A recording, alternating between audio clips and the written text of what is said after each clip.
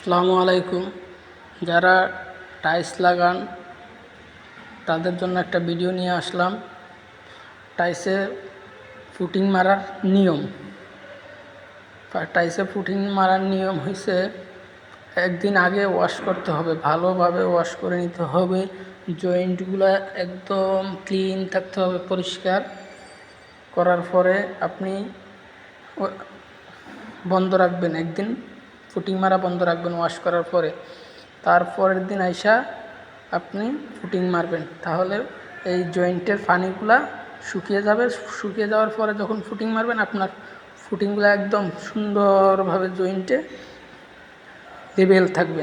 Accurate থাকার পরে আপনার ফুটিংটা ভালো লাস্টিং করবে, সুন্দর হবে। আপনার টাইলসের ফুটিং মারার নিয়মটাই হয়েছে এই সিস্টেমের।